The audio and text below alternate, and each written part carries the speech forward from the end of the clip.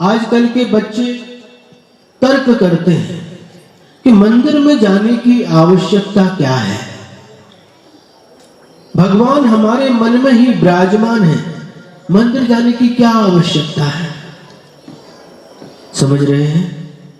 लेकिन आप देखिए, घर में आप जब माला फेरते हैं या स्वाध्याय करते हैं उसमें, और जब आप साक्षात भगवान की प्रतिमा के सामने जाकर के उस वीतराग छवि को निहारते हुए माला फेरते हैं या कोई धार्मिक अनुष्ठान पूजा आदि करते हैं, उस समय आपके आत्म परिणामों में कोई अंतर पाया जाता है या नहीं पाया जाता। और भी देखिए, यहाँ पर भी पार्श्वनाथ भगवान है गुरुकुल के परिसर में भी, और पहाड़ मंदिर के ऊपर भी पार्श्वनाथ भगवान का जिनबिंब है। वहां पर जाते तो कोई अंतर आता कि नहीं आता है।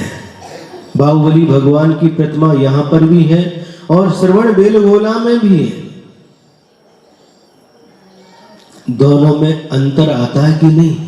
यहाँ पर आप बाहुबली भगवान की प्रतिमा के सामने, यहाँ पर मतलब जहां कहीं भी मंदिर में रहती है ना, तो वहां पर बैठ करके आप आराधना करते हैं, पूजा भक्ति करते हैं। और उस समय, और जब गोमटेश भगवान श्रवण बेलगोला में जाकर के उन भगवान बाहुबली भगवान के चरणों में बैठ करके पूजा अर्चना भक्ति आदि करते हैं, तो आत्मा के परिणामों में कुछ अंतर पाया जाता है? नहीं पाया जाता।